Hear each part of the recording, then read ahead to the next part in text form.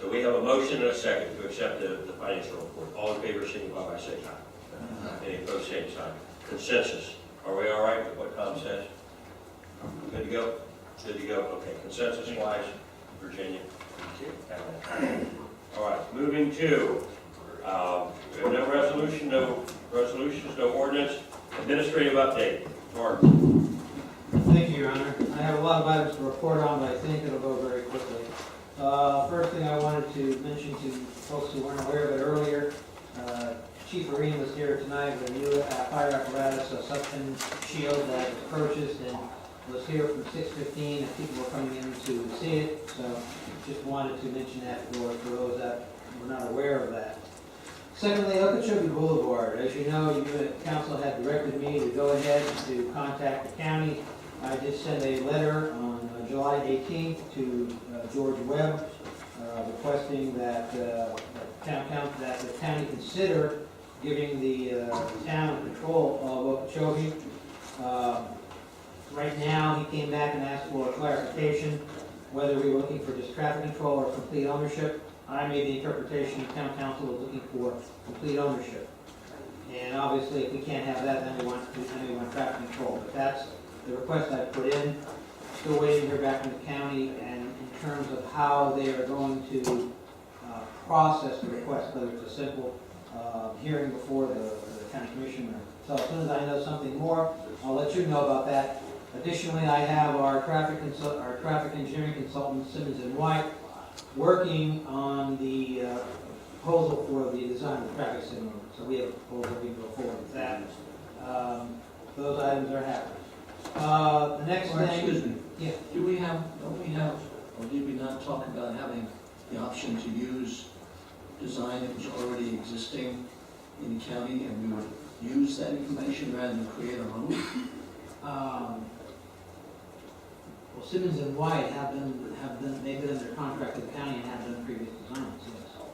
Yeah, but what I'm saying is, what, if we're gonna redesign something, that we can ask to see if the designs that are already in existence, maybe tweak them, but have them accepted by the county, rather than create our own new one. In other Well, words, I don't think they're creating from scratch, but each intersection is different. I mean, you have different situations of the intersection. They do have to do with design. what is our estimate for the cost of the design program? I'm going up top of the head, I think it'll be something like 39,000, I think. That entire component, but it's broken up into 3 different components. The improvements. And we're still going with the traffic light that is not a stanchion, but It's a cable. wire, yeah, it's a wire. I'll shoot you the actual cost in an email. What I have from the original cost study they prepared. Thank you. Also, Mark, if we're going to pursue ownership of Okeechobee, I'd like to see how much it would impact our budget as far as maintenance of the road, so we can get a better idea of how it's going to affect our budget. Yeah, it would be costly. We take over control of the road. Yeah. Yeah, we turned it into dirt. Turned into dirt, you remember? Was it a district road now? Until it's improved. Ready to move on, Mayor? Yeah, move on. Oh, I would point out that we're gonna also install a traffic light that we're paying for apparently all by ourselves, which we were going to be reimbursed by the county, but I haven't heard anything about that reimbursement now for 6 to 8 months, because that part has fallen away. But without owning the road, we're gonna go ahead and pay for the traffic light on it, so when we consider all the foolishness and strangeness of this situation, maybe we should consider that. Why are we paying for a traffic light on a road that we don't own, that they can tear out any day and do however and whatever they want to do? Once again, we were told, don't worry about it because Santa Claus is going to pay. Well, Santa Claus is going to be out of office and he isn't paying, and I haven't heard a promise from anybody who's taken his place to do it for us. So here we go again, spending our money on their road, and, that's okay? I don't think so. So, I think we talked about going It's, back. okay, first I of know all, y'all voted on it, but the questions are still valid, whether you voted 3-2 against, to do it, I understand that. I'm just asking y'all again, why do you like to spend our money on their road and not get for us what was supposed to get, which was them to pay for it? Nobody talks about it anymore, because they're not gonna do it. Okay, Ron? first of all, I disagree with Tom. I disagree with the mayor. I don't think it was a good point, okay? The mayor made a comment earlier that he heard that it costs about $100,000 to maintain our park down there. Well, he's right. It probably costs that or more. Now, if you think it takes $100,000 to maintain a simple park, what do you think it's going to cost us to own Okeechobee Boulevard? The liability, the responsibility that comes with it. We can't afford to own Okeechobee Boulevard. Okay, we as a town and residents, we can try and control or influence the county and what goes in there. Second of all, I do believe that we can go to the county, but first of all, we have to know what to go to the county with, okay? I believe the county has already engineering plans for that intersection. For the future, they may not, but the thing about it is, we really don't have anything to go with the county and say, hey, we spent $39,000. The engineers are doing this, doing that. When they do this and we've got $39,000 bill, then if I have to go by myself, I'll go to the county and I'll ask them for the money back. And I never promised that the county would give us the money back. I didn't say it was going to be a Christmas gift. I said, when things happen, when we put money out, then we'll go to the county and we'll ask it for them back, because it does not belong to us, it belongs to the county. So therefore, it doesn't bother me to ask for them to pay for their road, but try and fix that road the way our residents want it. So this Christmas gift and stuff, I don't know where Tom's coming up with that. That's not what I've expressed. We get, Mark, give me the bills and stuff. If you want me to jump the gun and go for $20,000 instead of $39,000, and give me the bills, and I'll sit down with the county commissioner, and I'll see if we can get that little bit back. But we need to get our stuff together and come up with some type of direction, so when we go to the county, we've got something to talk to them about. Quick question, how far into it is our engineering into designing this? They're not completed yet. In fact, I called Mr. Runenbaum today, but he's Okay, in the they've already process. started their process. Yes. Okay. Yes. It's just to prepare the design. It's not, the proposal. No, I It's understand. not the actual design itself. No, I understand. All right, Move on. yes. Okay, the next is I wanted to report to you on the Palm Beach State College workshop. We talked about it at our last meeting. Today we received 20 copies of the master plan and 3 reminders. I will be distributing that to town council and inviting the planning and zoning board. The meeting will occur, the workshop will occur on Tuesday, August 19th at 6 a.m., 6 p.m. prior to our council meeting. The college will offer a short PowerPoint on the master plan and the project status to date, and then they'll be willing to take questions. The college staff that's expected is Richard Becker, John Wisconsin, Kirk Stetson, and James Storms. They may have some of their consultants, including Mike McGinn with Ziskovich and Alan Gerwig, their engineer. And so we should have a good meeting. This is a chance for the town to see the update to the master plan. What's the date? August 19th, our next meeting, August 19th. At 6 o'clock for this 1 hour. 6 o'clock. Okay, the next item that I wanted to report to you on relates to the captive wildlife issue. In your packet tonight, you have an email from Mike, you have a memorandum from Jim Fleischman. It's all informational tonight. As you know, we first discussed this on June 3rd. There are a number of recommendations in here. I wanted to get you the information early. What we're going to do is put it on the next agenda as an action item, and then you can advise the staff what direction and where you want to tell us to go with this, okay? So, again, it's the information for you tonight. The next item is, as you know, with the planning laws changing, we used to do what was called an evaluation and appraisal report, or EAR. That was a mandated requirement of the comprehensive plan. Now the state has changed the way we do it, and basically what's required is an evaluation and appraisal notification letter. And they allow the town to make each individual municipality to make a judgment as to what's needed.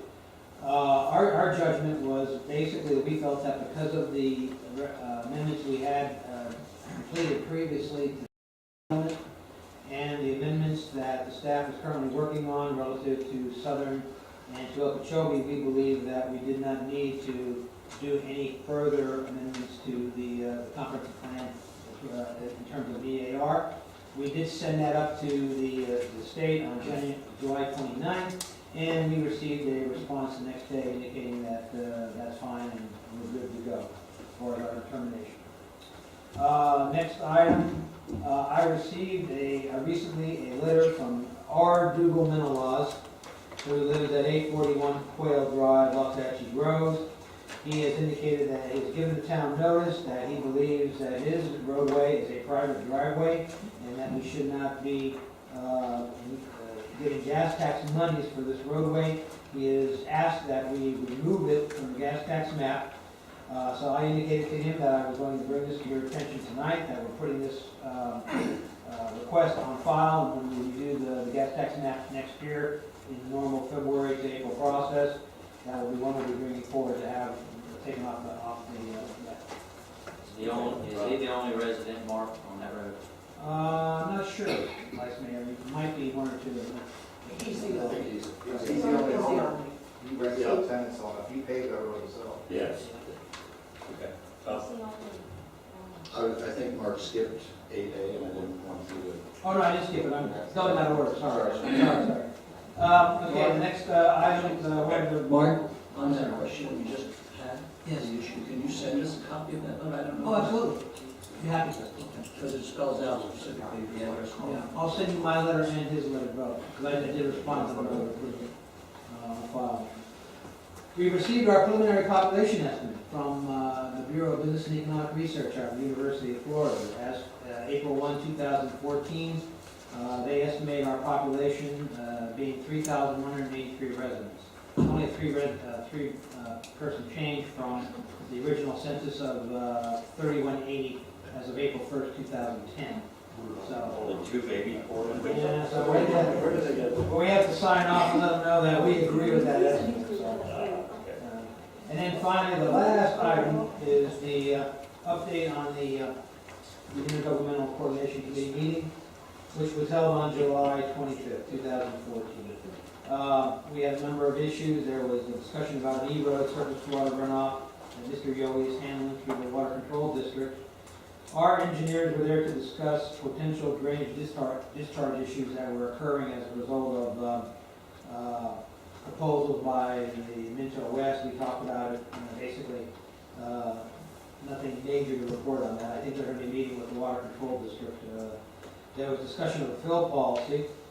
And the two big things that I want to talk about from that meeting, number one, as a result of the local bill, we do need to create an interlocal agreement as it relates to maintenance of the equestrian trails. That's the first item that's going to happen, that needs to happen.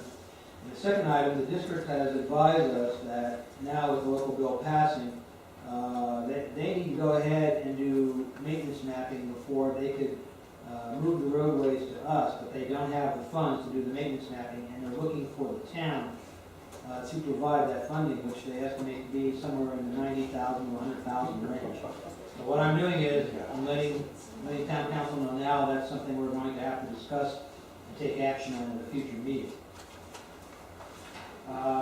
The next meeting coming up at the IGC, I know there's going to be some Wellington representatives will be there. I think there's some discussion relative to regional approaches to the livestock waste issue that's a big issue out here in the western communities. And with that, unless there's any questions, I think that concludes my report for this evening. All right, any questions? All right, moving to 10A.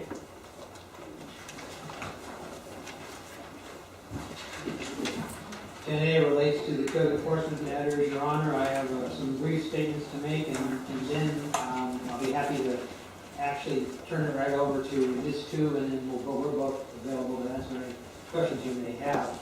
I would like to provide a report, a brief update since the last regular town council meeting on July 1st regarding code enforcement. I think town council shares my concern that we should not ever have a repeat occurrence of this type of behavior wherein 3 town vendors were wrongly accused of fraud-like actions pertaining to this function based upon innuendo and inaccurate information. I will start on May 27th, whereby I gave the FAAC a presentation on code enforcement that was requested by that committee. The presentation was designed to be a primer to the committee on how code enforcement is conducted and practiced in local government affairs, and was not a proposal or a recommendation for how the town should conduct code enforcement. In fact, any person that would take the time to review the PowerPoint would come to that conclusion. On June 3rd, the PowerPoint was included in your agenda as a received and file matter. However, after disposition of that agenda item, Ms. Phyllis Magnelia, under public comments, misrepresented what the PowerPoint contained. She indicated that I talked about 1986 and we are in 2014. Actually, I referred to a 1982 code enforcement theory called the broken window theory. This theory is used as a premise benchmark for code enforcement across the country. The rest of the PowerPoint contains references to current Florida statutes and other constitutional limitations regarding code enforcement. Ms. Magnelia further went on to insist that she be placed on the next agenda to address current code enforcement issues. And that was the July 1st meeting where she presented her PowerPoint and proceeded to slander 3 vendors of the town.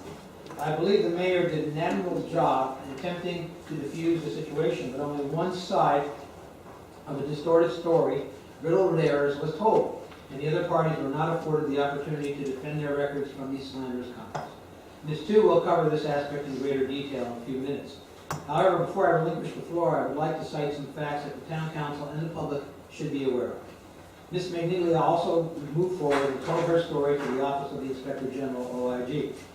An OIG inquiry was sent to the town on June 16, 2014, and the town responded on July 16, 2014. The allegations made are directed at town public works vendor Frank Sciola and the code enforcement process, including the issue of proactive enforcement. Here are some of the facts about code enforcement. Code enforcement is a part-time service provided by the town. Mr. Elgin, the town's code enforcement officer, works an approximate 12 hours per week, which is a difficult limitation in investigating and processing code enforcement matters. The code enforcement function is further limited by a budget appropriation of $35,000 for the code enforcement vendor and another $6,000 for miscellaneous support. That is the special magistrate. A popular theory has emerged that the town is conducting proactive enforcement, and these efforts are occurring through the actions of Mr. Sciola. The town requires that any person or group making a complaint must file a written code enforcement affidavit with the town. We have had to turn some people away because they were reluctant to file the complaint. We have indicated that someone has to file the written affidavit to move forward unless it is an exigent circumstance and the staff felt compelled to bring it forward to town council. Mr. Sciola's code enforcement efforts are limited to solid waste monitoring and the dumping of livestock waste, both activities sanctioned by town council. A review of the code enforcement logs finds that Mr. Sciola has filed 20 complaints, the most within the town. The second highest number of complaints was filed by Phyllis Maniglia, with 7, and 4 others have filed 6. So here we have a case of 2 people with the most filed complaints having an issue with each other. Now, Mr. Sciola has made himself accessible and has filed complaints on behalf of others, including council members. I have directed Mr. Sciola to refrain from this practice due to the problems and perception that such actions have caused. Additionally, the town attorney and town management have continuously advised town council members to refrain from filing complaints and to stay away from being involved in code enforcement matters, as there can be conflicts that arise from their involvement in the code enforcement process. Code enforcement can be a messy process, as many matters will pit an individual neighbor against an individual neighbor. Town management does not and must not choose sides, and that will put us in the middle on many issues. I can assure you that being in the middle of the road is not a desired place to be, but it is the only place to be if you're treating the parties fairly. That is the reason why the code enforcement process creates many unhappy customers. I would like to let Ms. Tu address her concerns, and then we are both here to address any questions that you may have. Ms. Tu, are you ready? Ma'am?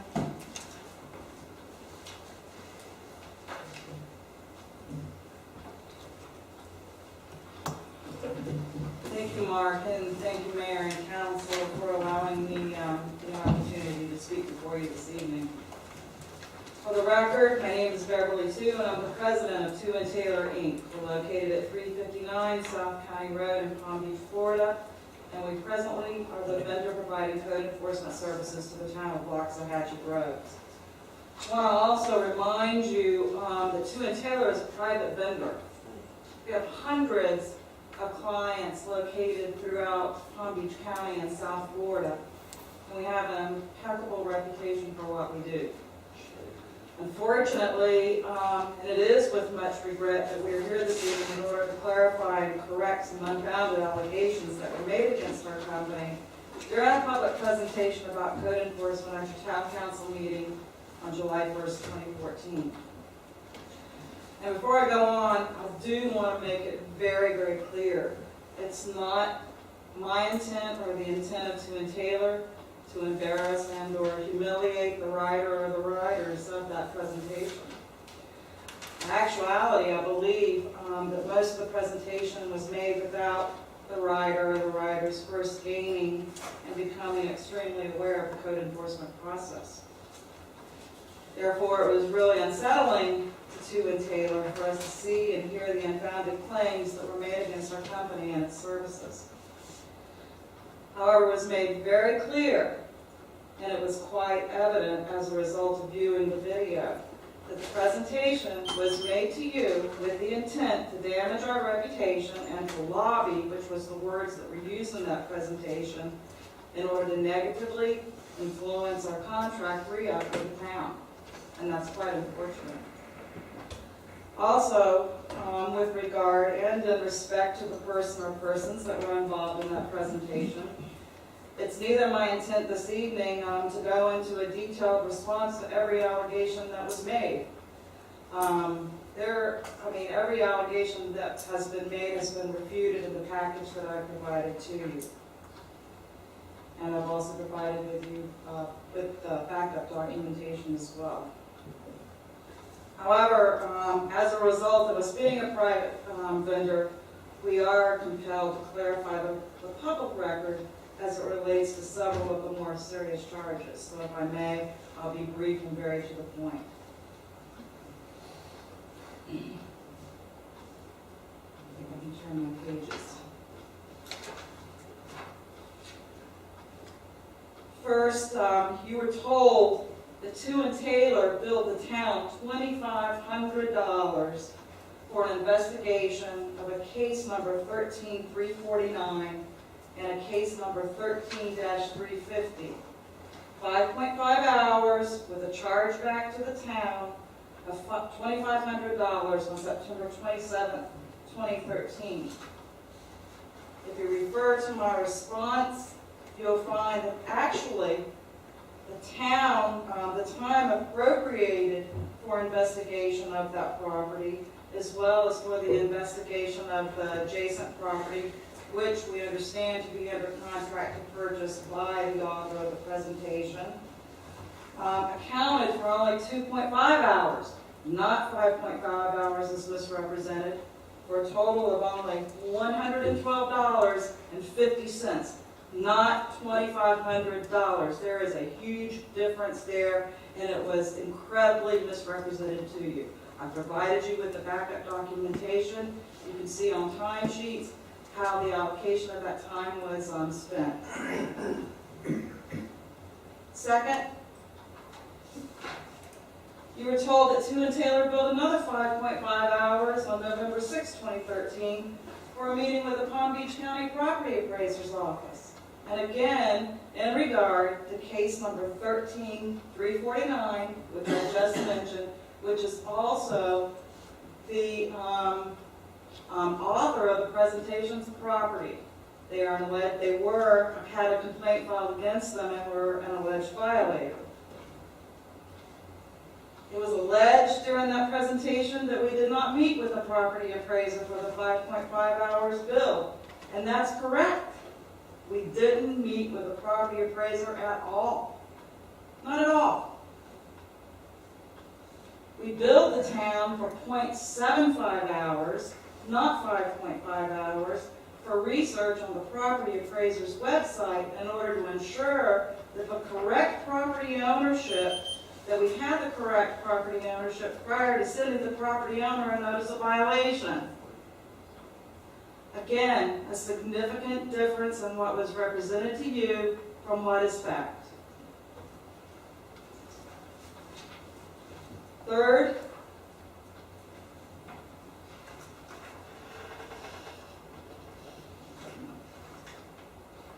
it was an allegation that Sue and Taylor was involved in a case number 2008-56 and 2008-69, which involved the Tangerine Road easement. There was a whole section of that presentation dedicated to this particular matter. We bring it to your attention, and unbeknownst to the writer of that presentation, Sue and Taylor was not even involved in code enforcement activities until 2010. That was not a case, neither one of them, a case that we brought forward to the town and that we took to the magistrate. That was your previous vendor who actually prosecuted those cases, not Sue and Taylor. So why that was in that presentation and why that was being used to lobby and to negatively influence our contract is well beyond me. I have no idea. Fourth, you were told that we billed you essentially for a made-up case. It sounded to me like we made a case up and we billed you for it. If you refer to my response, you'll find that it was for an address located at 1250 F Road, Code Enforcement Case number 14363. That is not the accurate property address. As a result of our investigations, which we do on every single case, we contact the property appraiser, typically via the website, to ensure that we have the correct property and we have the correct property owner. In this particular case, we identified the fact that it wasn't 1250 F Road that we were supposed to be investigating, nor did we investigate or talk to anybody about 1250 F Road. It was actually a complaint received on January 22nd, 2014 for a property located at 1462 F Road. That was the case that was investigated. That was the case that was billed. We investigated that case. That case came into compliance and that case was closed. It was a legitimate case. Unfortunately, the person who made the complaint gave us the wrong address, but we provided and conducted the due process that we are under obligation to provide, and we corrected that situation, and we identified the correct property address through the County Property Appraiser's Office. And finally, your allegations of collusion between Sue and Taylor and another town vendor, who happens to also be a resident of the town of Waxahachie Groves. Let me assure you, this town vendor does not work, nor has never worked for Sue and Taylor Inc. Never. We have no association or affiliation with that other vendor at all. In this particular vendor and resident of Waxahachie Groves, as you've heard Mark say, quite frankly, files a considerable number of complaints of code enforcement within the town. But nonetheless, as your code enforcement vendor, we have a contractual obligation and serve at the direction of the town to investigate all cases. It doesn't matter who or how many times any resident of Waxahachie Groves comes in and files a complaint. We investigate them. We're contractually obligated to do that. And furthermore, by state statute, you must know that we have to provide due process both to a complainant and to the property owner, no matter who they are, and no matter whether or not they're in violation or not. We have to do that by state statute. So as I mentioned to you, there are many other misrepresented and misdirected claims in that presentation. And hopefully, I've responded satisfactorily to each and every one of them in our reply. I don't want to burden you with going through all 108 pages of discourse. You have that available to you. I'm going to end by saying this, that these are very serious, very egregious, and unfounded claims that were publicly made without substantial, competent evidence of those claims. They are unwarranted, they're potentially damaging to our business and to our livelihood, as well as the livelihood of others who work for me and for Tu and Taylor. These are the type of claims, when unwarranted, could lead to serious consequences, not only for a private entity, but for the persons, or agencies that are making them. So I'll stop there. Thank you. I'll be happy to stand for any questions or comments that you may have. Thank you. Any comments, questions by council members? Thanks for the presentation. Yes, thank you very much. I'm sorry it was under those circumstances. No, and I understand. Okay, thank you.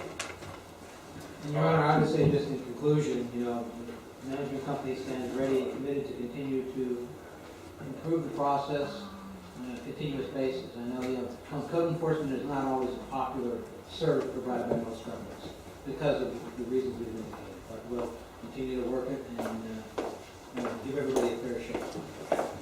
Thank you. Moving to 10C.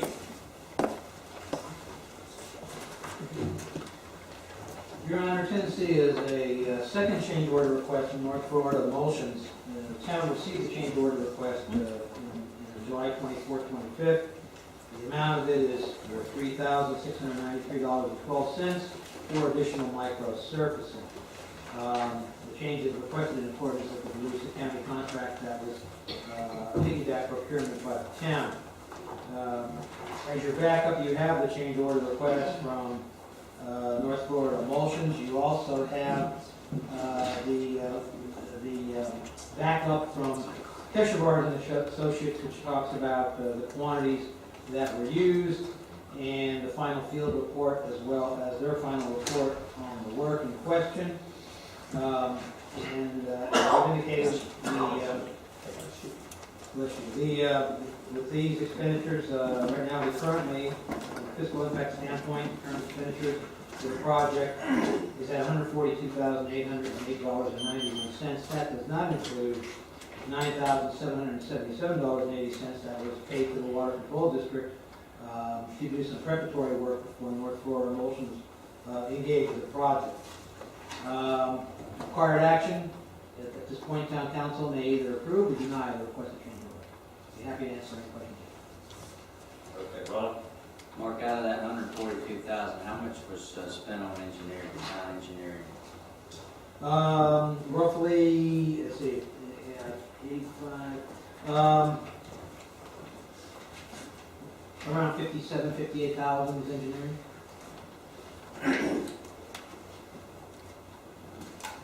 Mr. Mayor, Tom? if I could point out, a great deal of that engineering was a design that was rejected by the council.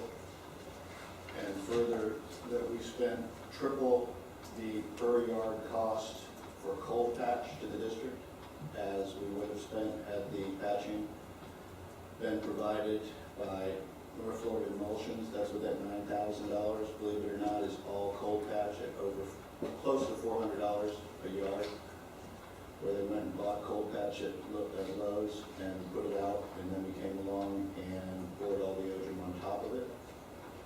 So I don't really think there was much sense in that, but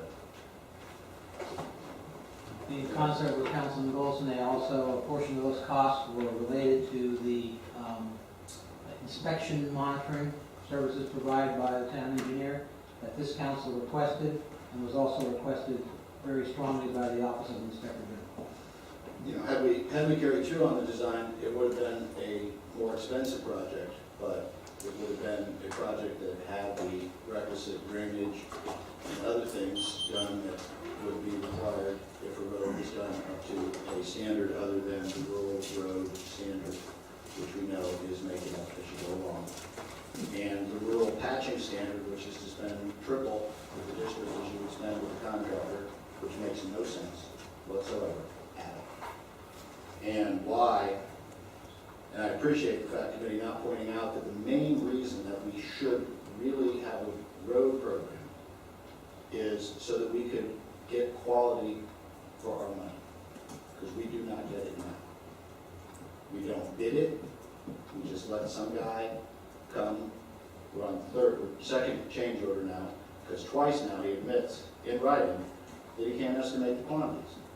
But we want to give him a job that's 5, 10 times bigger and expect that this won't happen then. So when you get $500,000, and then we have a 20% cost overrun, it's another $100,000. And it'll be gobbledygook again, oh, I didn't know, I didn't this. Come on, he does this all the time and he doesn't know. I think this is a inappropriate expense, and I think it is not what the people deserve. I think that it's really embarrassing that Loxahatchee Groves looks the way it does, that the roads are the way they are. I have people that are purchasing land here, people that live here now, but people who are moving here and they say, what is going on here? What is this ditch? What is this ditch on E Road over here by 6th Court North? It just falls off 6 feet deep, 3 feet wide, with a berm that's 4 feet tall. You know why that's there? Because one day they came down and they threw it all up, and instead of coming back and doing anything, cleaning it up or anything, they just left it like that. Then down the road, there's a big old hump, because they were supposed to come back, but they never did. So that's not carried through. So all the water sits down there by Citrus and E Road, in a big old puddle, in a big old place, and it just sits there, heaps on the side of the road, and we got all this water. But, hey, when the man goes to speak to the people at the district, you know what they tell him? Hey, it's Loxahatchee, we do it this way. And the guy looks at him like, what are you talking about? Is this the third world? Did I move to Bulgaria? Is this Afghanistan, that we can't have a road that isn't full of water? It's not too much to ask. And it's not too much to ask that these new roads that were done actually stand up to it. Not have a water district supervisor who knows, and I'm not speaking to Mr. Ryan, but another one who knows full well he comes out of his driveway and there's the road tore up, right in front of his driveway. Because he turned the tire and it ripped the oger. Please. We have paper roads. This is silly. And this is the quality we get. And we get this guy, third time, he wants more money for a crappy job that was not done right, that was overspent. And I really think that the people ought to be saying, what are we doing here? Where are you wasting my money? But, no, our money, exactly. Where are we wasting? And that's what I see. And to give this guy more work, and to think that he's the savior of Loxahatchee and that everybody in the whole world wants this, I think is really foolish. If you're going to have a road, it needs to be a real road. And sure doesn't need to be 5 miles of a speed bump every 500 feet. It is absurd trying to move around in this town. You know, maybe some people go to work someplace and they go in and they go out once a day. A lot of people live here and go around and do things within the town, and it's ridiculous what you have to go through, pa-dump all the time, and everybody knows it, and it's just dumb. And nobody thinks it's a great idea. But we need to understand it is dumb, and we need to change how we do things, and we need to do it right, or we don't need to do it at all. You know, I've had people at the district tell me, we could grade these roads right. We could not get all that rock that makes it so hard. We could get more sand. We could do the roads.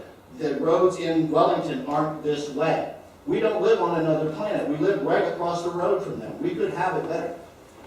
But we're just satisfied with it? No. And I know people can talk to me about the rural road standards. We all know what they are. Just what I said. Made up with whatever we want to promote that moment, or whomsoever we want to promote for that moment. I think it's wrong. I certainly don't. Okay, anybody else? Need a motion in order to pay this change order, if we're gonna pay it? And then I'll have, okay. I make a motion that we pay the exchange order for the simple fact that our town engineers monitored what was put down, and that's what we're paying for. They monitored it. I believe the town engineer, construction engineer, I believe that ranges between 6,000 and 7,000. And I've always felt like that was the sole purpose of the town engineers, to monitor the specs, make sure the specs was put down there accordingly, so. There weren't any specs. They exceeded their own estimate of what it was gonna take. There were no specs because we threw the specs out. We gave the guy a blank check to just put down whatever he thought was right. He told us once $10,000. Yeah, Tom, right now, he's making a motion. We have a motion, is there a second? I'll make the same. Okay, we have a second by Jim. Further discussion by council members. Tom, I said what I said, it's still true. anybody else? Yeah, the issue is whether we're paying this guy an extra 5% on the ski materials. We already paid him when we did not like the fact that we had to pay him more for road material. But I don't think that the act on this particular item suggests that he is our vendor of choice going forward. And in my mind, he's not, without a whole lot of changes to any kind of agreement. So I think this might be basically our good line to say, this is what you are asking us to pay, another $3,500, $3,600, whatever it was. If I thought that it was divided, And I'd that- go for it. And that, that's all we're talking about, is this final payment. I think we should go ahead and do it and be done. Okay, any other council members? A question I had for council, if we don't pay it, do we have any, does the vendor have recourse to come back to us and say, Let them sue us. Let them sue us for the free. Change order, the city's not obligated, the town's not obligated to do a change order. Keith? And then I've got Keith Harris and John Ryan.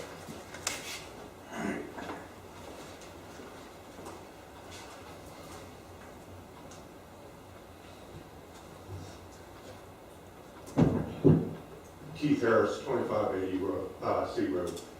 I reviewed the contract. It includes the April 3rd, 2014 proposal of North Florida Emulsions. It states the tonnage and square yardage that he proposes to put on. He did the work in less than 30 days later. You know, how do you miss something like that? I'm a contractor for 25 years. You estimate, you put in your best price, you do the work. You give a change order the very first day, and then Councilman Rocket said, well, let's give it to him, because it's only $10,000 more. If the original price would have been $10,000 more, we would have approved it. And now he's changing coat because it's an unpopular thing. I've got $6 with me. You're welcome to it. You've spent twice the amount of money that you approved to do. There's so many terms, cluster, oh, you can't say the second word of that, oh, that's right. But that's what it's been. You know, you're trying, but in construction projects, you had a officer from the Inspector General's office say, don't pay me back. Right in this very room, right in this microphone. He told you not to do it. But no, we have to go use the Water District's favorite son contractor. Made some lessons be learned from all of this. Thank you, John.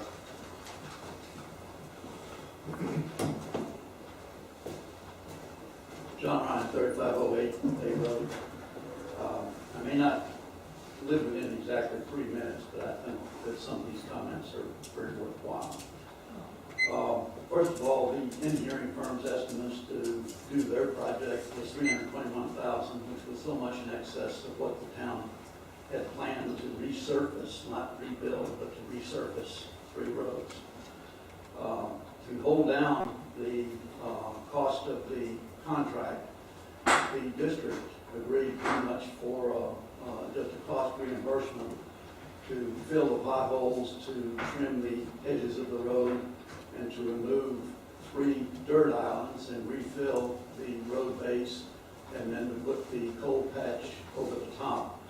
And if there were any particularly graded roads that had a combination of potholes, we would, we would cover those. So we did that, and that was to prepare the roads for the resurfacing. Now, I do not support paying the change order.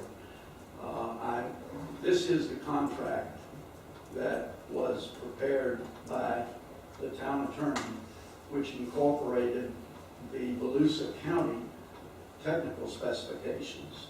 The technical and that's what the town engineer monitored, was the technical specifications. I think and I certainly don't want to excuse incorrect actions by the contractor, but the Volusia County contract was a open-ended contract for multiple work in the future that could vary between multiple quantities. And it was a unit bid contract. The proposal letters from North Florida Emulsions, and he did inspect the roads, and it wasn't like, the county, or it wasn't like we were going to give him uncertain work. He knew exactly what was expected, and he could estimate what was expected. I think that he approached the contract as though his quotations to us were unit pricing. And I think it was clear to everybody on the town council and clear to everybody that understood the discussions that these were firm quotes for a known amount of work that was to be done. And if he missed the estimates, that was kind of a problem that contractors eat when they quote a price to do the work, and they've had ample opportunity to inspect the work. And I think that there was some confusion in the contract. We did piggyback Volusia County, but we essentially piggybacked the technical specifications for the rut fill material and the technical specifications for the microsurfacing and how it would be applied. We did not agree in the contract to any units that, he may later correctly calculate. I mean, he may have used the additional materials. And the only reason that, I think that the town council considered and paid the first change order was that there was a fair amount of work left to be done, even after the district had done the basic rough preparation. And he had sufficiently exceeded the original quantities that we thought that was not unreasonable. Now, Okay, we better just wrap it up here, Sean. okay, but what I'm saying is that I don't think he's entitled to this change order, because I think he's misconstrued the contract. He did misconstrue it because that was the way the Volusia County was set up, was on a unit basis, but he quoted us a price.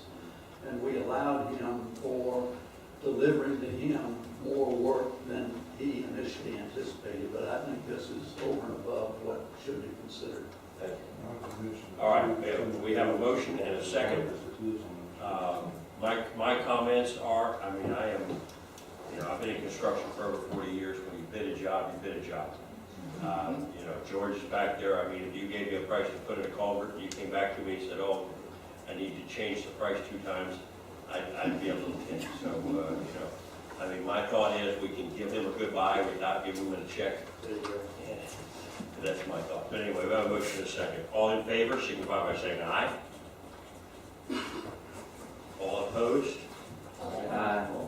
Okay, so motion fails 5-0.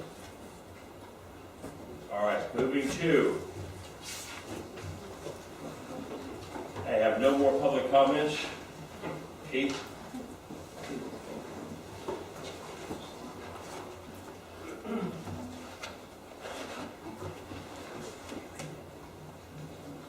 Keith Harris, 2580 Sea Road. 2 years ago, town council approved money to work on 6th Court for the trails from $30,000. A year ago, I stood in front of this very microphone and pointed it out. A couple meetings ago, again, it's been pointed out. There's no activity. 2 years to do a $30,000 job and still not done. Does council care to share its schedule of completion for this work? We did direct that to be done in a meeting about two months ago. We suggested that be carried out because it's in the budget and it is something that But the handicap is, just like Martin had discussed, before they can mess with it, I do believe they need the maintenance maps. Now, am I wrong, Martin? No, that's, Now, That piece has an additional easement. right, but the water control district, I believe they're wanting to do maintenance maps of all possible trails, and I say no, I say we take a piece at a time. 6 Court North, everybody knows that we want 6 Court North done. The developers are going to work with us on that in the future.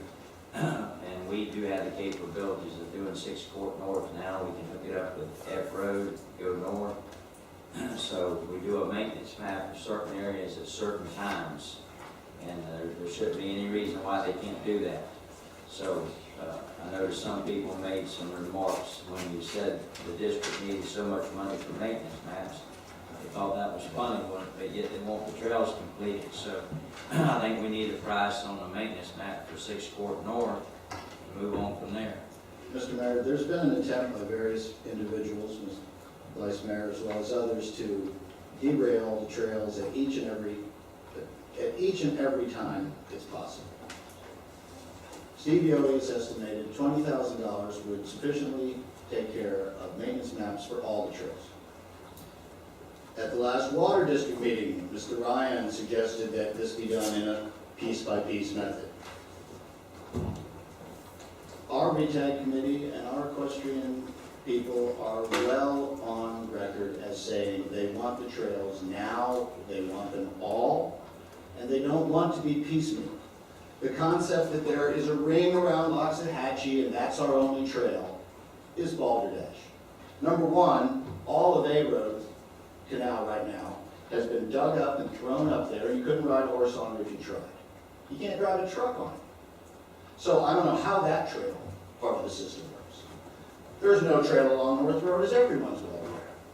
There's one trail down that road. Now, the committee has said numerous times since it was conceived and began, they want all the trails on the west sides of Albany. That's what this local bill was about. That's what we need to fund, or we need to tell these people, it's all a game we play with you. It's not real. We just say it in order to get you to think it's okay, and then every time we get a chance to pull it out from under you, we're done. So what happens? It happens and it never stops. That, along with the eternal push for OJA. It is obvious to people, and they don't like it, and our future is the equestrian aspect of this area. That's what's going to bring our property values up. That's what's going to improve the economy of this town. And if we want to continue to just tell the equestrian people, forget about it, we're just tricking you. I've had people, and I have been the first one to say to people, look, I want to work with you to get this trail. And the people say to me, no, we have to fight for it. You know, I told them, no, we need to work together to get it done, but they might be right. Fighting might be the only thing that gets people to understand. That's what they want.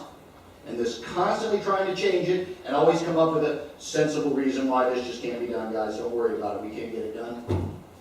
Very, very obvious. Doesn't work anymore. Okay. I've got John Ryan. I've got Virginia Stamp. Are we at public comments? Yes. Yeah, public comments? Yeah. John Ryan, 35808 A Road. To some extent, you have a chicken-egg issue that I've addressed before. The purpose of the local bill was to be sure that the canal maintenance roads to their existing location and width were able to be legally permitted or turned over in a way for the town to use as equestrian trails. The local bill that went into effect July 1st gave us that right. To formalize the right, you have to survey the trails and file a map. Now, we can give you an interlocal agreement in the next few days, but the interlocal agreement, in terms of being a document that gives the town the necessary legal rights to spend public funds on property, will probably require that the surveys and the maintenance maps be prepared first. I mean, it's just making the turnover correct so the town can proceed and implement the trails. The district has no problem fully cooperating with the town to do whatever the town wants to do. But it's been our understanding that the surveys and the maintenance maps are required to implement the rights that were obtained on the local bill to assure that the town can spend its money correctly. All right.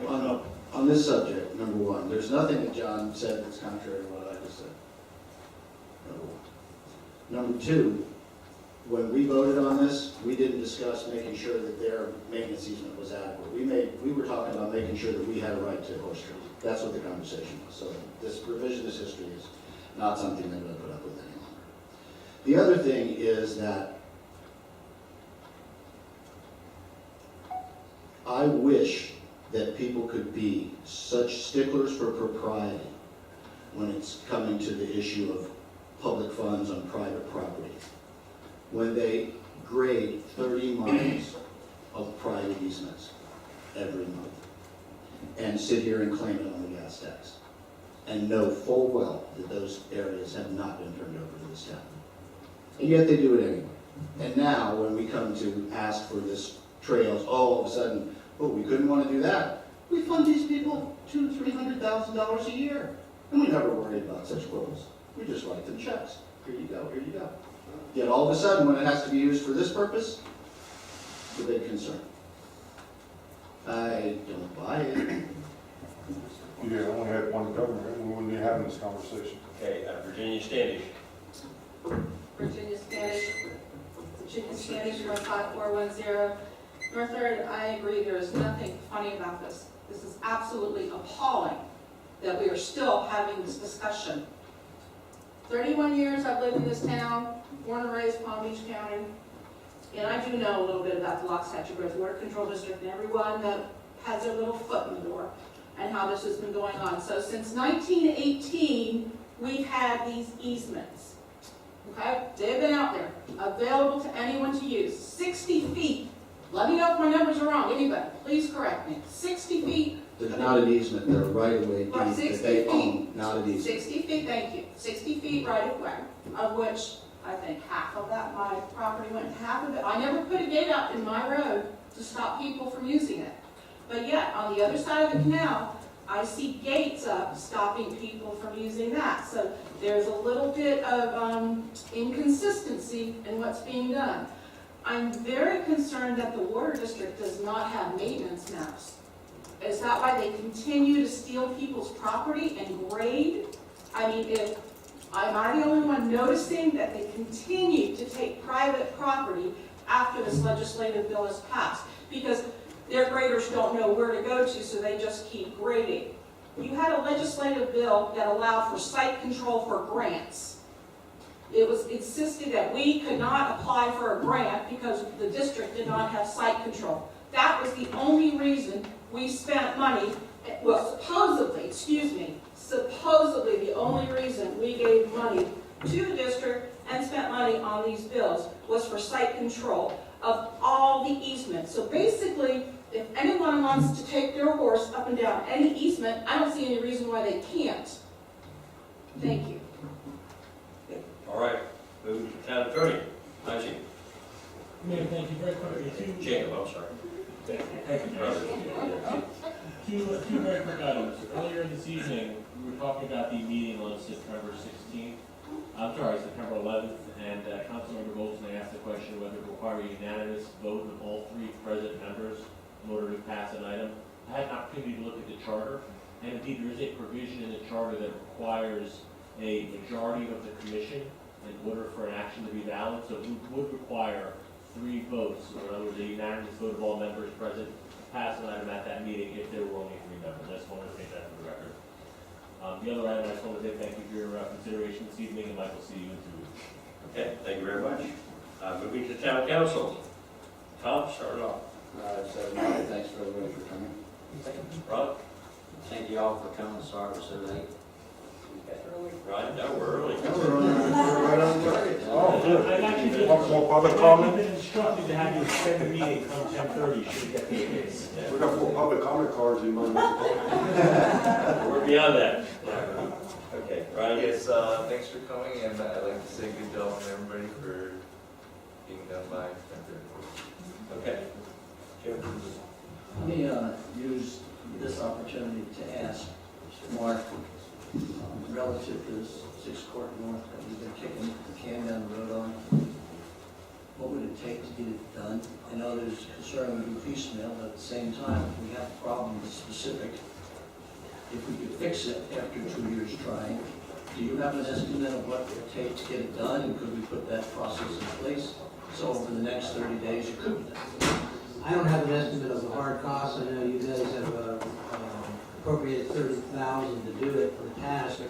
And my approach would be to have our public works vendor work with the water control district to try to get elements of that trail done. I mean, we originally were going to start at D and proceed pretty much to A Road. And we're going to talk about trying to get that done in the near future, the next couple of weeks. Do you think we can focus on just the 6th Court, just to get something done that's been a thorn inside? Yes. I mean, I know it's not the whole process, but if we can get something done, that's an issue. I agree. If the council agrees, to see if we can move that forward and give us an update next meeting, Okay. I agree. it's up to the council. Just consensus? Yeah. We'll try to get them. Yeah, I like Virginia's idea. I think that all of the access, sides of the canal should be open to the horses right now. I mean, we got the judgment from the courts. I think all of them should be open to the equestrian. And, I mean, surveys and all that can come later. We can ask the horse to move. Yeah. All right. Thanks, everybody, for coming.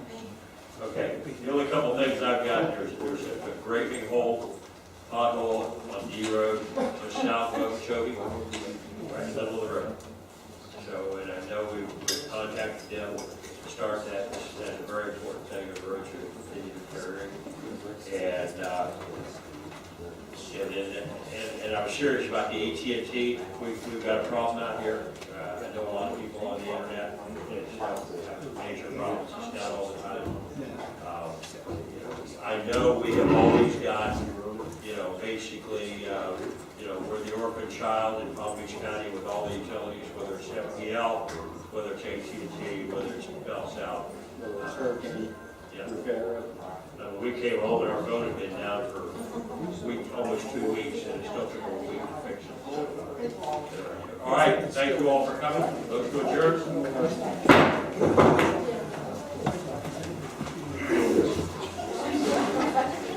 Sir, have a good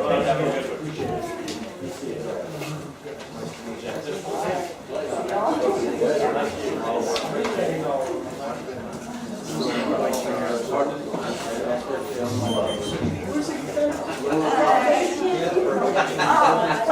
I thought it was just us that was having issues, but then out here in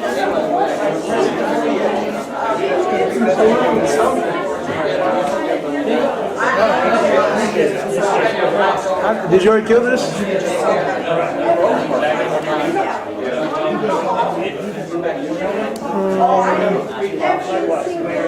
How do you kill this, John?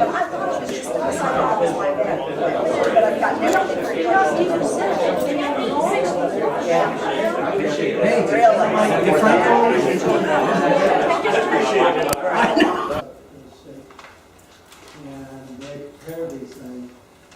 Hampton sales tax is doing a little bit better. Communication services tax, I believe, eventually will probably eventually go away completely. What about the FPL franchise fee? FP&L is our estimate. It's actually been trending downward. And I don't know, part of that is they've changed their fueling structure. They're using natural gas instead of other mechanisms, and that has a different cost factor and impact on franchise. that's been trending. Well, the reason that I focus on these three is that they're combined, they're significantly more than our ad valorem. And, you know, it could be that whatever increase we did in ad valorem is gonna be eaten up in this, and I wanted to at least make that point. Whether we leave these estimates for what they are, I think we need to understand that the contingency is probably a little bit overstated if we go with the expenses that are gonna be reflected in reflected. It looks like if the franchise is gonna be down, probably $30,000 in addition. You know, So 30,000 there and 30,000 in the, up in communication. Communication So services. if we went up 40 on the one revenue, that still leaves us net 20.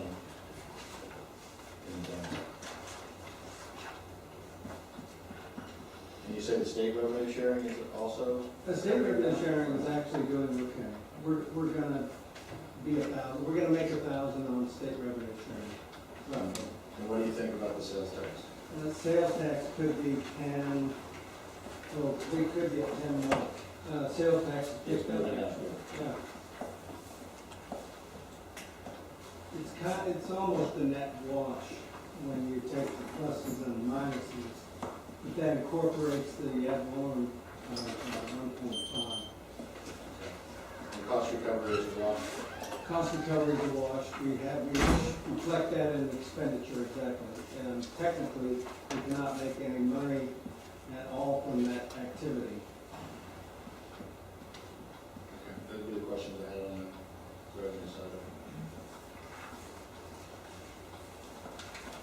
Okay, any other questions on that? No comments.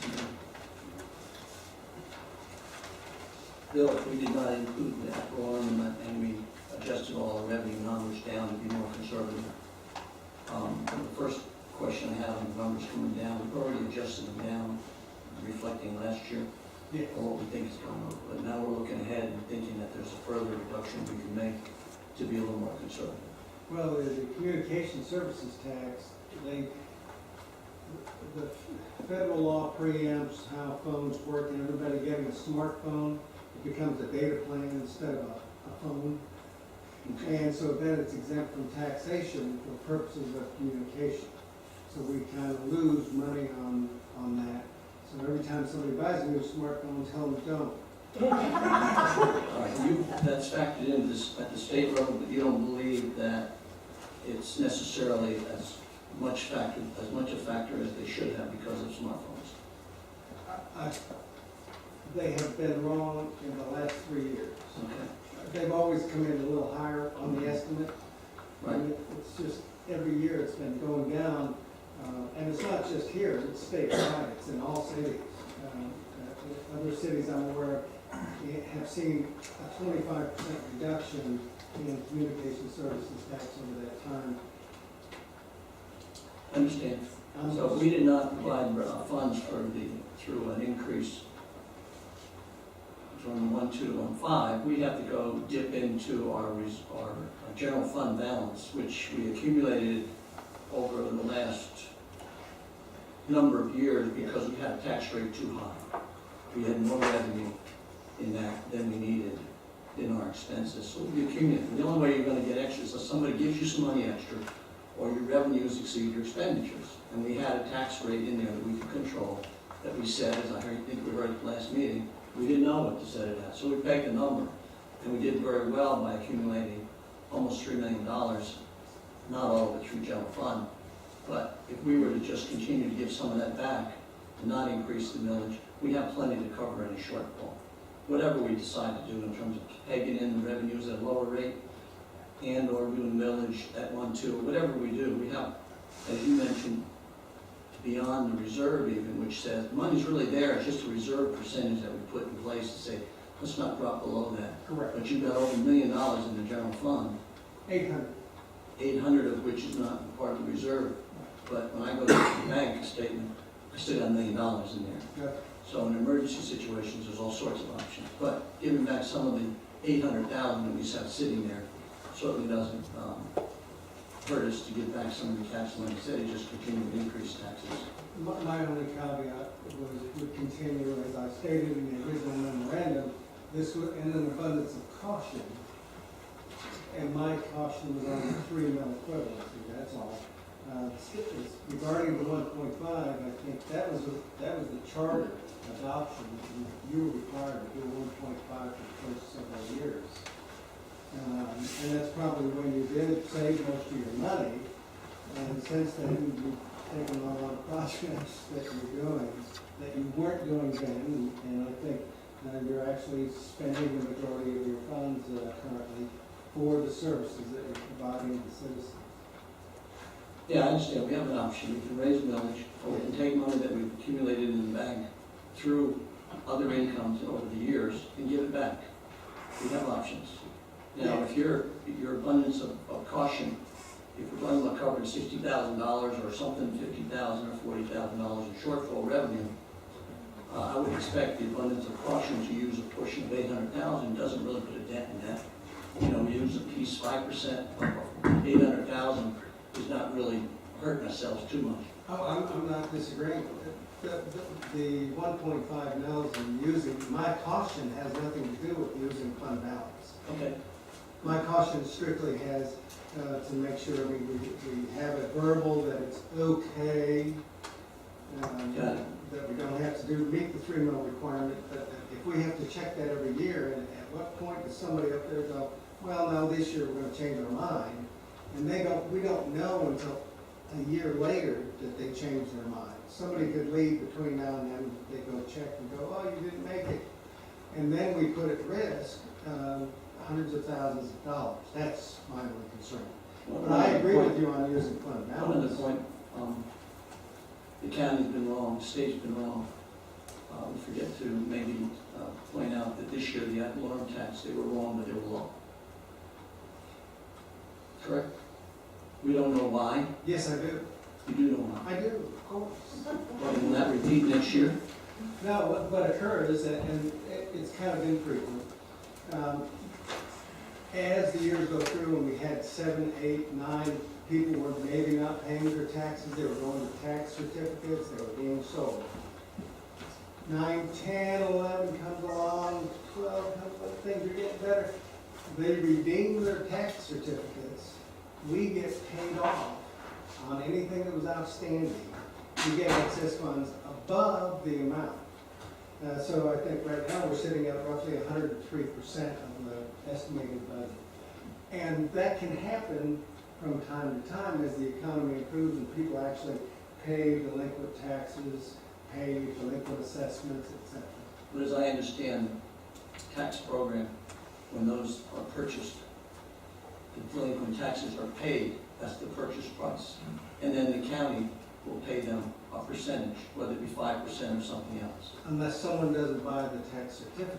And how many of those are we talking about? That I don't know, but it's got to be enough to exceed 3%. Well, I don't know if it's really that, that's my question, because yes, I know the concept, very familiar with it, but the tax rolls, they sell those certificates based on the price that they would have had to pay had they paid their taxes. And usually they pay it at the higher rate, which is the full 100%, which is not discounted.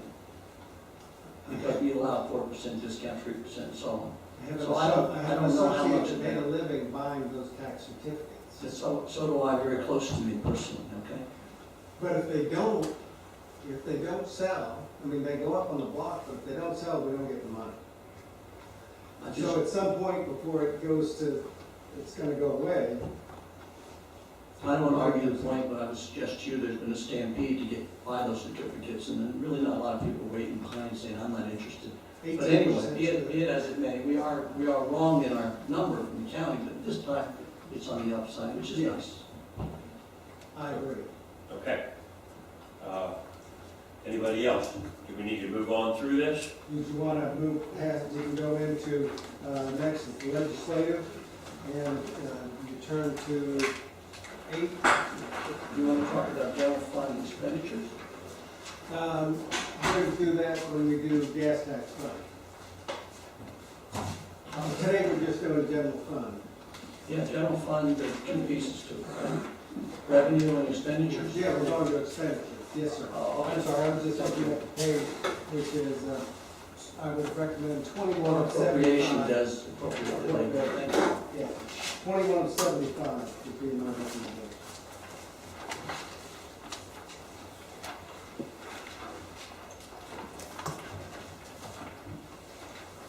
Okay. As we start, we have travel, various transportation reimbursement expenses, other operating expenses, meeting expenses, and town branding marketing in the event that you wanted to move in that direction. Town council reimbursements, $30,000. There is some very minimal miscellaneous training, seminars the council wish to go to, particular webinars, seminars, or training put on by Palm Beach County, Florida, League of Cities, or other organizations. $300 for miscellaneous office supplies, and then just general operating supplies. That basically those operating expenses, books and subscriptions. We try to identify in books and subscriptions all of the memberships because that's where the money comes from. There's an annual membership to the Florida League of Cities, membership to the GFO, the Government Finance Office Association, Palm Beach County League of Cities, Palm West Chamber of Commerce, Palm Beach County League of Cities, and miscellaneous subscriptions for another $2,500. Special events, we originally indicated $5,300. The FAAC and Council since then has eliminated $1,350. There's $2,000 for volunteer committee appreciation and $2,000 for other unscheduled events. That brings the legislative budget to $42,535. Any particular questions or anything you want to add anything to that expense? I don't know what town brand marketing is. So, somebody's expense. The shirts. The We buy a shirts. shirt a year. We didn't buy them this year. What's that? The logo shirt that we have. We try to get one for the committees and one for the council.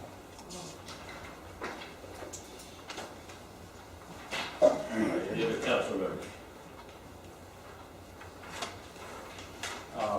Subscriptions, Yes. is that for all those Florida Trend and those magazines that we get, we pay for those? So what subscriptions is that? Florida Trend would be, I haven't seen that in I mean, I get Quality Cities and all these Yeah, that's through things. the Florida League of Cities. You probably get something from GFOA, you probably get something from Palm Beach County. I mean, I don't know if any of us utilize those or, you know, I mean, our town's so unique. It's the reason I don't ever, never push to join the Mayor's Association. There's no other town like Lockhatchee Grove, so, you know, I mean, it's, I look at that, I don't see a need for that. Anybody see a need for the magazine subscription? I guess those are, They come with the membership. don't they? Right, they come with membership. so why do we have $500 in a line item for it? That's the membership. For miscellaneous subscriptions. No, the miscellaneous, that would be your Florida Trend or something else that you may want or not want. Okay. Do you want to cut it? Yeah, Mr. Burrow? Yeah, I think what the mayor's saying is, if it's not free, we don't want it. We don't have time to read. Yeah, I mean, I agree. We can, we have to post in the town crier, that's 12, 10 o'clock. It gives us most of what we need. would you like to eliminate the miscellaneous subscription? I mean, it's a little thing, but I just soon take it off. We can do What are your that. thoughts? How do you reduce the amount we're spending? So that. No, that's a pencil. How do you actually reduce what we have spent in the past and we're not gonna spend in the future because of either memberships or other things like that? You would not renew it. So what memberships, for example, might you, for the top of your head? No, the miscellaneous, this is subscriptions. I think. Just miscellaneous subscriptions. Subscriptions, So our subscriptions to the $500 line, yeah, so we can take that out. yeah. Okay. Now, if you want to have something on a later date, you don't have it. But the 5,000 of the 2,400 we have books and subscriptions, what we've already reduced that. No. No,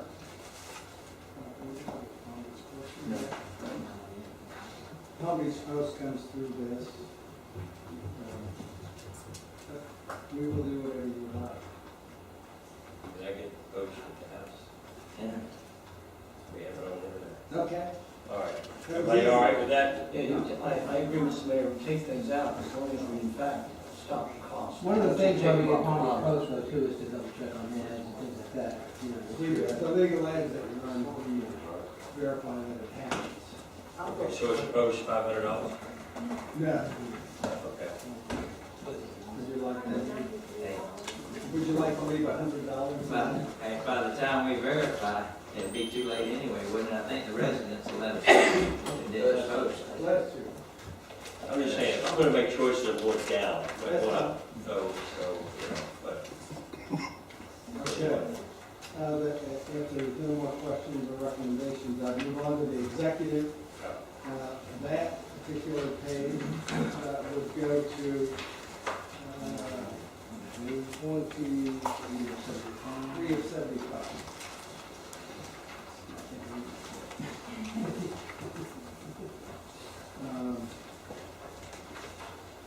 In that, the first item under services, that's contract under management. That's an estimated, based on the latest CPI, is 2.1% through June, and it's just an estimate through September. We won't really know until we get to October. That's per the contract. $1,500 for travel, that's basically mileage for the driving here and there around. We don't have communications, postage and freight is $1,000 for mailings. Legal advertising is in there, $500. Election expense is $8,000, that's an estimate based on the last election that we had. And $12,000 office supplies, and $574 minor books and subscriptions that the town may need. Definitely geo for that.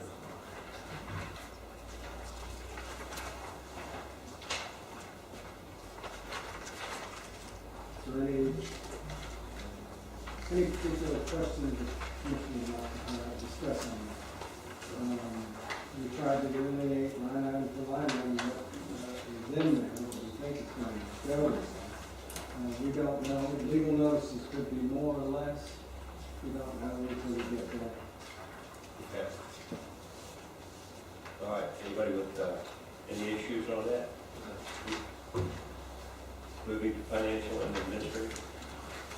Financial and administrative, page 25, 75, accounting and auditing at $18,000 for contract. Printing and binding, $17.50.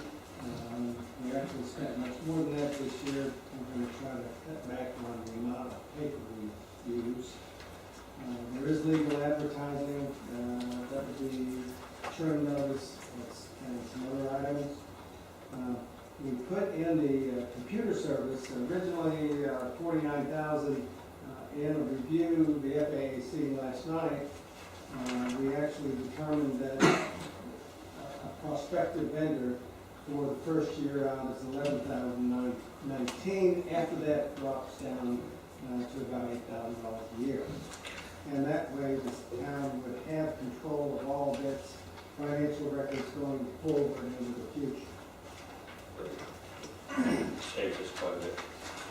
Correct. Next is legal. We reduced that, is for council, and based on the motion, to reduce it by $30,000 in civil bill. And what will happen is we'll spend whatever it is we gotta spend, and we'll go to the trough, as Councilman Rocket says, to pull money out of fund balance when we need it for that. Next item, unless council would like to look at anything in particular, planning and zoning, page 20 of 75. And that is professional services for, that would be for land design firm. And other services is for the planner that you hired through us, going up by that 2.1% CPI increase. There is $20,000 for a planning and zoning contract. That's going to be for miscellaneous items that you request that are not covered through cost recovery. $35,000 is cost recovery. If you recall, on the revenue side, we reflected $35,000 coming in. Here on the expenditure side, it's $35,000 going out. And then any legal advertising for planning ordinances, URBC changes, etc.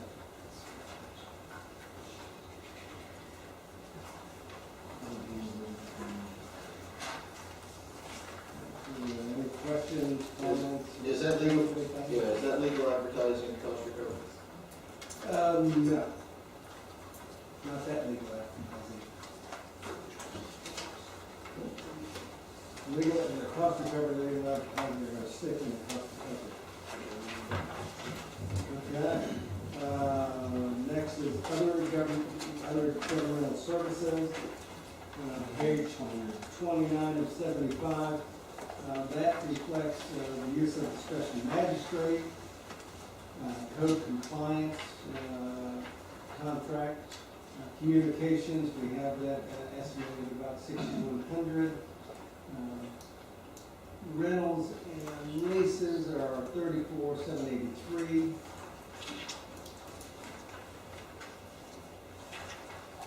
And that is going to be composed of copier rentals, self-storage, meeting room rentals, current office suites across the alley here, the E's, and then drinking water and other miscellaneous rental leases.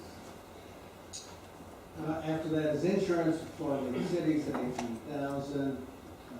Cleaning services for the year, I think that's twice a month. Yeah, $3,600 for the offices. Computer hardware and software, $5,000. That's miscellaneous software for each replacement of the town council hardware, if you so choose, because I know that stuff is getting very old and I'm sure not supported anymore. And then updating the Microsoft Office Pro suite for all the town staff to the Office Pro 2013.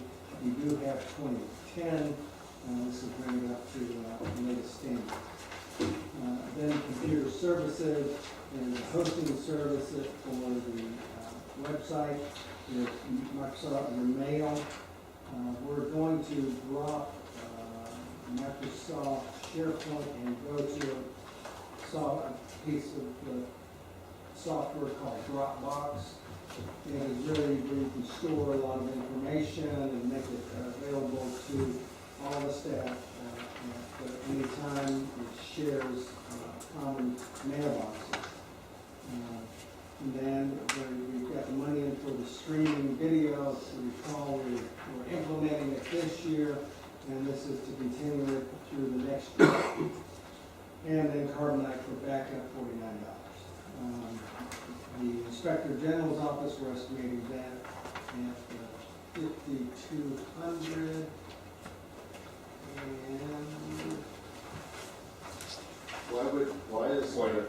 And why does that say 9280? I'm looking for my other $4,000. Yeah.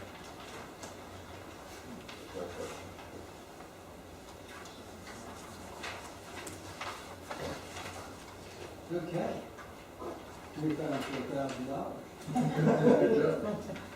Thank you. Must be a formula problem because it went okay, 52, and then 92 in the council. So I guess you guys really told us to increase it. Yeah, that must have not been it. Okay, that must not have been it. So it's 5280. So we will save another $4,000.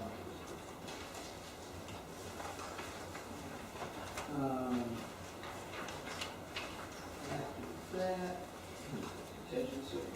$2,000 for CERT, And then the money contingency based upon the revenues that we have and the expenditures that we have for the town, goes up to 7744. If we reduce some of those revenues, we will reduce that number. And that's the end of the general government. Any comments, questions, issues that you want to deal with on that? No? Okay, I'll move on to law enforcement, which is contract for PDSO for the next 12 months. It is up to 283. And then the FAAC asked that we specifically budget 10,000 specifically for law enforcement to assist in eradicating illegal manure trucks in the town. So that brought that up to 293, 584. Any questions about that? Next is public works. We've got, it was 14, the council said knock it down to 4,000. We knocked it down to 4,000, and the total budget to 1,161,627, and then we'll add $4,000 for the Bruce's. Okay. Tom? I would like to make a motion to restore the $10,000 that was removed from other services. I think that was inappropriately done. I think that they use the services. I think we ought to not try to spite ourselves and give the town management the tools they need to get the job done. They've been pretty good at controlling the costs, so I think they should have the opportunity to do that without having to come to us. Okay, we have a motion to restore the 10, take it back up to 14. Is there a second? I'll second for discussion. Okay. Other services, line 539,310. Hold on. Yes. 539,340. Reform. Right there on 32075. What is that? Other services, what does that entail? And all the miscellaneous stuff relative to general town items that we haven't done. And if we need to move furniture, move furniture. If we need stop signs. Just general governmental stuff. That it's not associated with tracking down the waste problem. It's not associated with road work necessarily, but other just miscellaneous items that we do. Historically, that contract's never used that much money. In the event that it's needed, we may want to have it. So historically, how much have you guys utilized that one? What did we spend last year? Last year we spent 3,000. This year, we're on a rate of 3,000 plus. Yeah, probably. It's like a 4,000 pretty good number. So you had 14,000 in the budget, you only spent 3,000 some, so 4,000 is probably a good number. We don't get it back another time. In the event we consume more, we can always come back, tell you why we consumed it, and then we'll get the additional funding. I think there's those who look at it as I think it may require a contract change. something that would be appropriate for council members to put themselves in that position, but that's us speaking. I mean, one of the things that would have been helpful to me, and I'm sure I could change it now, would have been in all these categories what we spent last year. And, I know in the past, when I was dealing with budgets, I kind of had an idea of what we spent, and then that tells us whether we can bump it up, bump it down, and, It's on page 27 of 75. You actually get fiscal year 10, fiscal year 11, fiscal year 12, audited numbers. Okay. Real audited numbers. That is real fine print. Went back and about that. Well, okay. You might be mad. There you go. All right. Yeah. All right, we have a motion and a second to restore the $10,000 to the other services. Got no cards on comments. All in favor, signify by saying aye. Aye. Any opposed, same sign? Aye. Okay, voted down 4-1. All right, that's all we're covering tonight. That's all we're covering tonight on the bill. Okay. All right, let's take a break and try to get back in about 5 minutes and we'll finish up.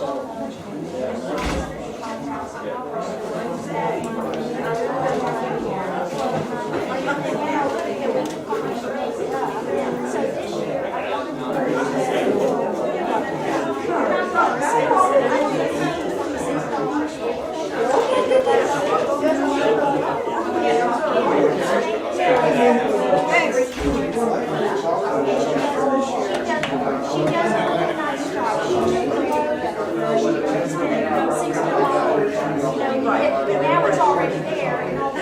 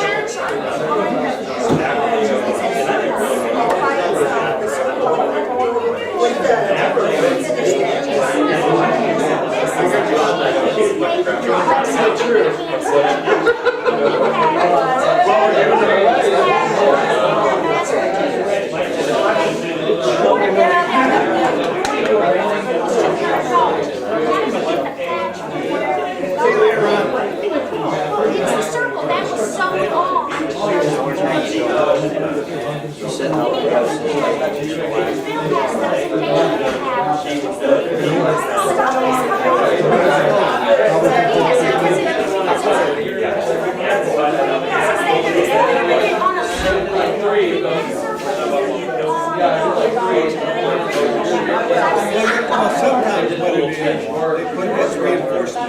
Yes, we're quick to, I mean, so we would go to white family. Never done that on the face, it's called facing. Something like that. I'm not facing, mine was so. Okay, there you go. And it makes it simpler, you put it on, you put it on curtains to make them stiff. It's elegant. Yes, it is, but it is not like it's done on the machine, they take the cloth, just like we were doing in Louisville. And that one is a little different, because I took one of those shirts, because we had them in stock in the office. You know, they bought, they bought the like starting the new year, Does anybody know anything about that? we have to give them away, people now, they charge us $5 every They should. month. We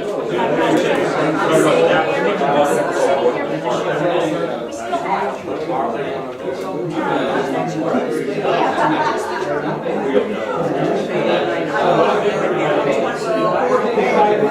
yeah, I just haven't had it to cut it. But once we got it, but I told her that you can get each shirt, or I can take one of the ones we have, I'll take it down there and ask her if she would do that. Every time another road, I was like.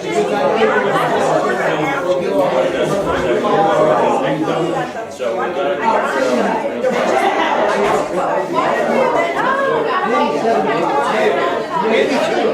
That was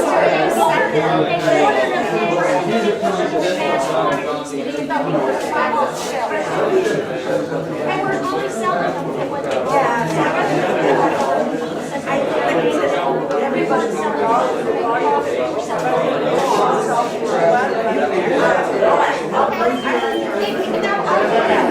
yeah, that's what she said. She sells it. We get it, we get the bottle for free.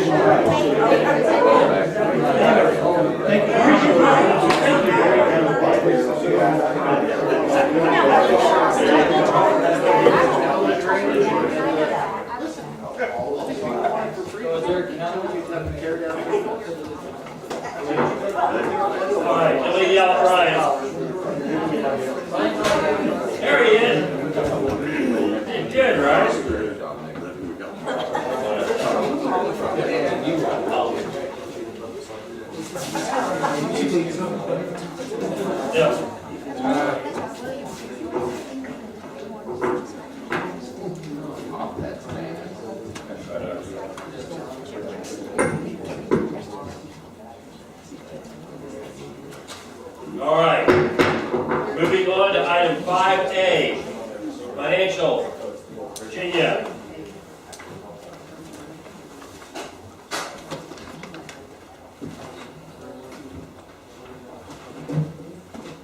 Virginia Standish, Finance and Audit Advisory Committee report. The Finance and Audit Advisory Committee met on Monday, August 4th. The June 2014 financials were approved 4-0. 75% of the year has elapsed. The bank balance as of June 30th was $3,171,888.32. Through June 30th, the town received general funds of $807,220 and expense $733,078. So you receive 73% of your revenue and you expense 67% of your general fund. Your general revenue exceeds your expenses by $74,142. I'm not going to lump sum everything because there's been some movement in your funds, but I am going to touch on your transportation fund, your actual revenue. Your actual revenue received through June 30th was $248,491, of which you expensed 24%, $62,108. Your solid waste fund, you received $392,934, and you've expensed 81% of $348,000. You had an interesting discussion this evening, which is very timely, as the FAAC would like to present with you a little packet regarding fiscal policy. Give this to you for the record. This is information you've already received before. We are resubmitting it to each of you.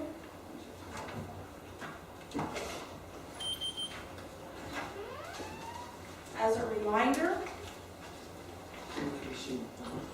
Do we need that for our own committees? Do we need a motion to receive and file? Not for your committee. no. We've provided the documents again on how to prioritize policy. What we are requesting is that the council allow the FAAC to work with staff to start formulating a policy for your review and consideration. Now, please know, we are speaking about improvements. We are not just paving oriented, okay? An improvement could be tearing up bad paving and putting dirt down. They could be putting trails on the other side along with a paved road. So we are looking at helping you to come up with policies for your review and consideration. I would also like to point out to you the importance and significance of this.